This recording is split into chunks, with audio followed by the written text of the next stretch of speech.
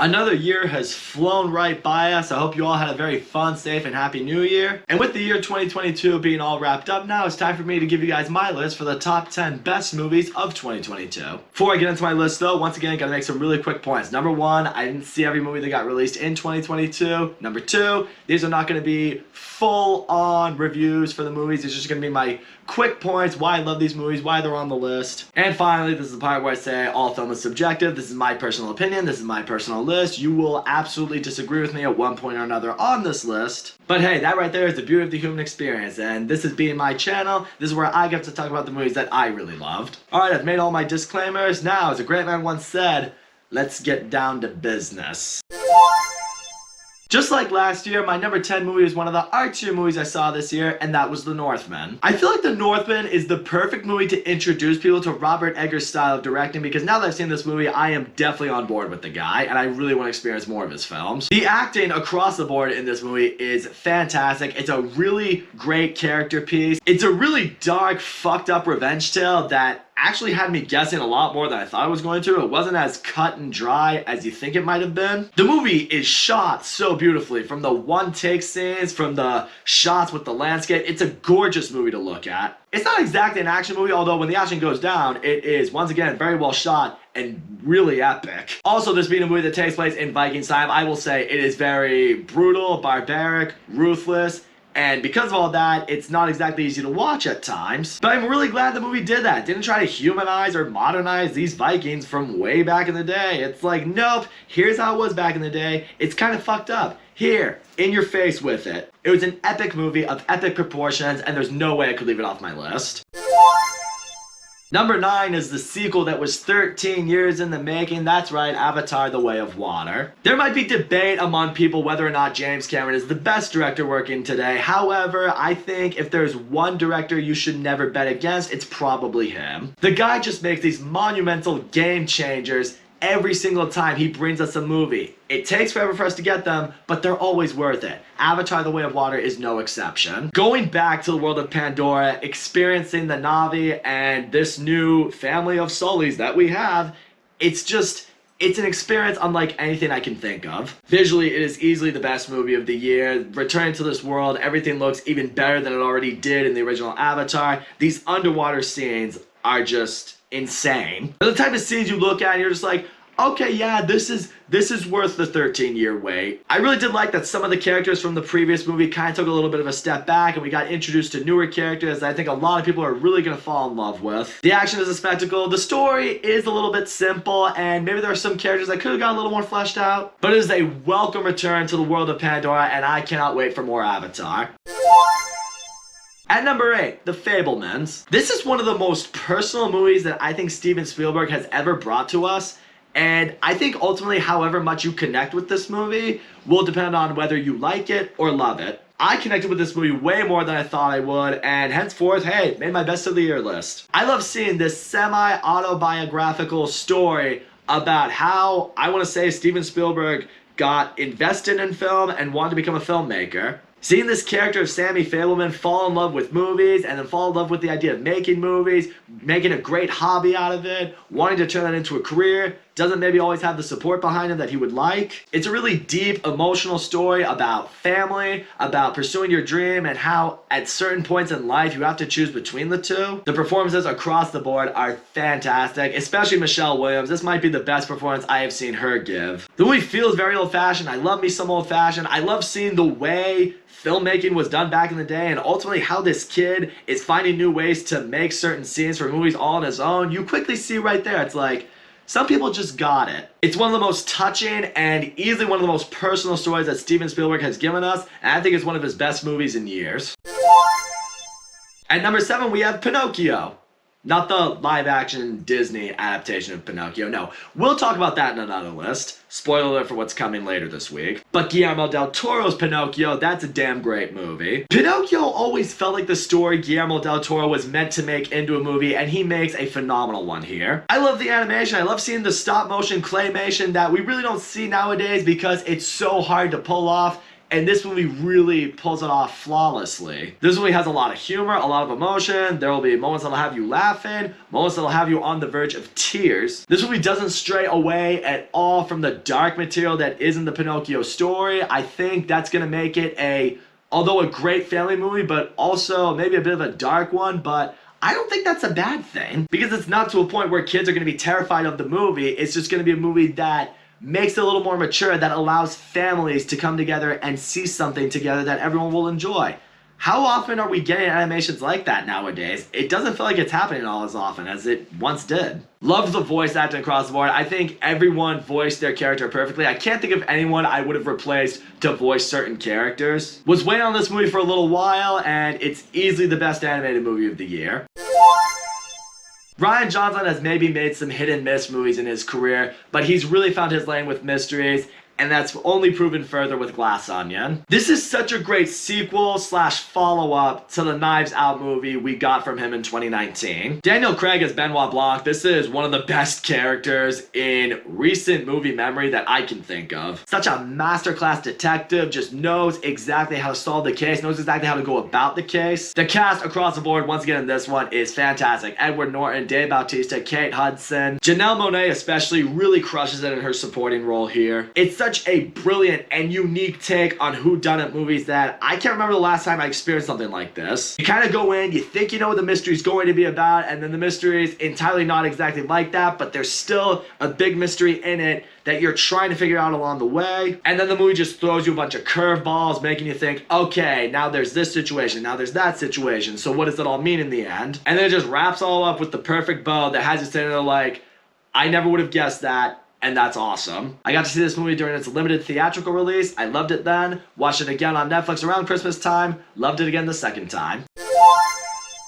Number 5 was probably the most polarizing movie that got released all year. I mean, there are people who love this movie and there are people who hate this movie. Me personally, I fucking loved Babylon. This right here feels like Damien Chazelle's love letter to Hollywood, while also feeling a little bit like a hate note at the same time. Because it doesn't shy away from the corruption and the rise and downfall that Hollywood, and ultimately going into cinema, has on actors. The performances across the board are fantastic. Brad Pitt's great in this movie. Diego Calva, I can't think of anything else he's been in, but I really want to see more of him. Margot Robbie, in my opinion, gives the best performance of her career, and maybe my personal favorite performance of the year. I know that might be a hot take for some people, but I thought she was fantastic in here, and I think she should be up for an Oscar. I really love that this movie portrayed the evolution of cinema, how, in this case, you're going from silent movies into talkies, and really ultimately what that means for people. For us as an audience, we are seeing advancements in technology and advancements in movie making and ultimately advances in potentially movie quality. But for actors, it's a major adjustment. They have to adapt to a new way of filmmaking, a new way of life, and for some of them, it's too much. This movie did such an amazing job in showing us why the cinematic world is constantly changing and constantly evolving, and that's why certain actors that were once at the top of their game,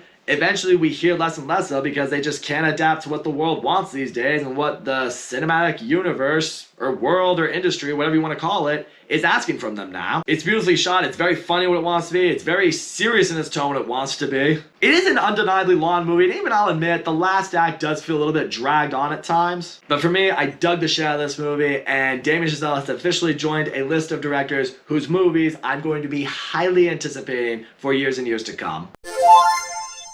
There's no denying, 2022 was a fairly weak year for comic book movies. However, it did come through with The Batman for us, and that movie was exceptional. This was my most anticipated movie of 2022, and it did not let me down whatsoever. I had my fears early on Robert Pattinson as Batman. He was a phenomenal Batman in this movie. I do still need to see a little bit more of him as Bruce Wayne as this franchise goes on, but I am a lot more confident in him now that I have seen him, and he slayed it. Really loved Zoe Kravitz as Catwoman. Paul Dano's Riddler in this movie is one of the creepiest, most unsettling comic book villains I've seen in a long time, and he was phenomenal. But I think what I loved most about this Batman movie is this really felt like a movie that went back into Batman's roots. Batman is the world's greatest detective, and this movie felt a lot more like a neo-noir mystery film than it really did an action superhero movie. I mean, it has great action and superhero elements in the movie, but to its core, it is a mystery movie. And that's what I really loved seeing. I loved seeing a lot of Batman in this movie. This movie is 90% Batman because he's on this case, he's finding these clues, he's trying to solve a mystery that is going to affect Gotham. It's really compelling. It has you invested the whole way. And I'm gonna say this right now. This Batman movie has by far and away the best portrayal of Gotham that I have seen in any Batman movie. Because finally, here, you really see a Gotham City that is overrun by crime, is a shitty place to live, looks awful, it really looks like shitty city, and it honestly leaves you sitting there like Batman is fighting for a lost cause. Gotham truly is beyond saving, and this movie illustrates that and shows that better than any other Batman movie ever did. There's a lot of mystery enshrined in DC movies going forward, but I know one thing for certain. This franchise is something to be very excited for. This movie has given us reason to be. Number 3 is probably the most original movie I have seen in my life. One of for sure. Everything Everywhere All at Once. This is probably the greatest multiverse movie that's ever been made and probably ever will be made. Michelle Yeoh is brilliant in this movie. I love seeing her play all these different characters, all these different versions of herself from all these different multiverses. Learning how to master really all these skills are gonna make her the savior of the multiverse. This movie is absurd, it's weird, it's completely bonkers, but it works. This is one of the funniest movies I saw all year. In fact, I think it might be the funniest movie I saw all year. I mean, there are moments that had me falling out of my chair, crying, laughing as I saw it. But to its core, the movie has so much heart. It's a very deep, emotional, very touching family story at its core. The character development in this movie was fantastic. Like I said, it has an amazing concept of the multiverse. The action when it goes down, it's silly, it's hilarious, but it's also a lot of fun. Absolutely one of those movies that came out of nowhere in 2022, but easily also one of its best. Speaking of movies that completely came out of nowhere, yeah, RRR definitely has to be on this list. I have never experienced a Tollywood movie before RRR, and now that I've seen it, I want to experience a lot more. So because part of the fun that I had is when I released my review, a lot of people in the comment section were like, well, if you thought this movie was amazing, you need to see this movie and that movie and that movie. It's like part of the fun now is I have this entire library of Tollywood movies that I can check out for myself now. I've been introduced to a whole new world of movie making that isn't Hollywood. But RRR itself is such a spectacular movie that is just about having fun. This is probably the most fun I've had watching a movie, probably, I don't even know how long it's been. This is probably the most fun movie I saw this year. I absolutely love the characters Beam and Raju in this movie. I love the bromance that develops between the two of them. The chemistry between them is amazing. I really love the storyline for both of these characters. You're hoping the two of them will be able to maintain this strong friendship, but you know things they have to do and things they have to go about.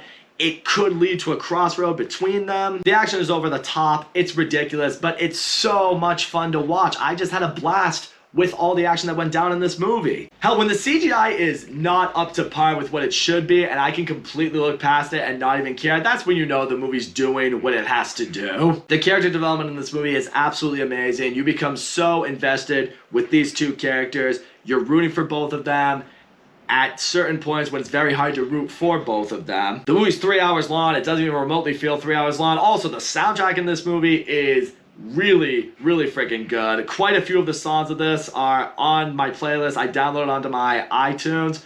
I listen to them very often. And like I mentioned earlier, Hollywood has kind of reached a point where I don't know if they're as invested in giving us entertainment as they are shoving an agenda and a message and propaganda just down our throat. RRR kind of gives me a little bit of closure knowing, okay, if Hollywood does indeed completely lose its way and fall apart one day, which could happen, I have something else to fall back on here. Ultimately, it's like this. RRR is as if Quentin Tarantino directed a 90s action movie.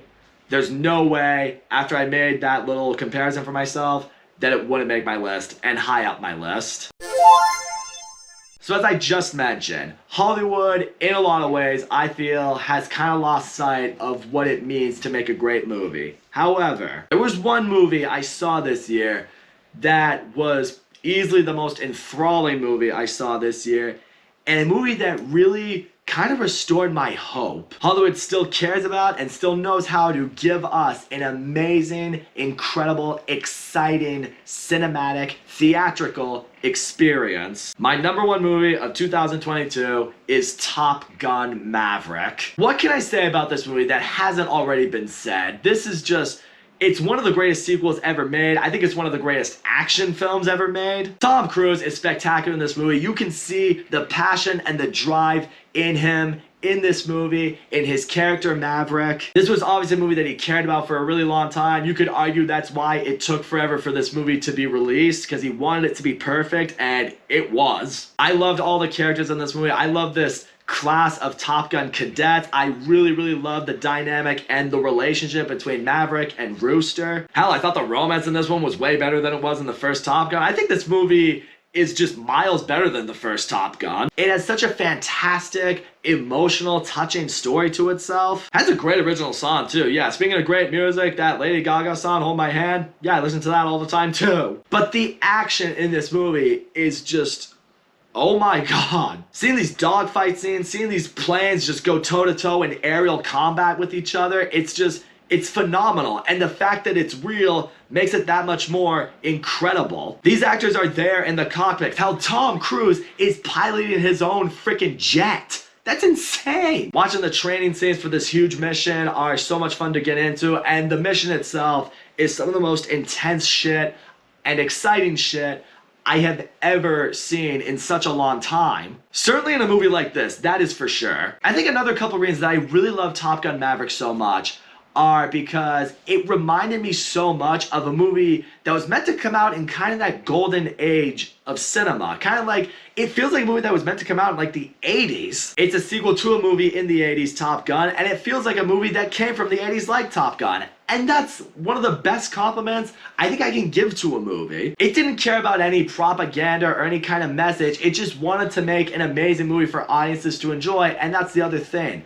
I think theaters really needed this movie. The last few years, due to the pandemic, people aren't going to the movie theaters. People aren't flocking to the movie theaters unless it's going to see something really big. Yeah, Spider-Man No Way Home last year made a shitload of money, but it's part of this huge franchise and is part of this huge superhero known as Spider-Man. It has such a following. Stuff like that, it's destined to make a lot of money. Top Gun Maverick is part of something with a fan following, sure, but certainly not to that extent. Top Gun Maverick made the money that it made simply because people wanted to come to the movies because they heard it was a great movie. And it got people into the seats. One could argue that this is a movie that we're going to look back on for a while and say this is what ultimately saved movie theaters from the pandemic. And at the end of the day, guys, it's like this. I saw a lot of movies this year. I saw a lot of great movies this year, but ever since I saw Top Gun Maverick, I was always thinking about it. Even after I walked out of a movie that I really loved, I maybe said to myself, boy, that movie was awesome. Top Gun Maverick, though, that's something special. The fact that no other movie this year could compare to Top Gun Maverick, could make me forget about Top Gun Maverick, there's no other way to put it. Top Gun Maverick has got to be, because of all those reasons, my #1 movie of 2022. So there it is, guys. That is my list for the top 10 best movies of 2022. Hope you guys enjoyed it. And now I send it over to you guys. Don't forget to leave a comment. Let me know your thoughts on my list, whether you agree or disagree. I'd love to hear your thoughts. But more importantly, give me your list for the top 10 best movies of 2022. Or not even a top 10 list. However many movies you truly felt were special this year, let me know. I'd love to talk about this with you guys. And tune in later on this week. I got a couple more lists I gotta get to you guys. But for now, that's all I gotta say. So guys, thank you so much for watching my video. And as always, don't forget to leave a like and subscribe. And I will see you all next time.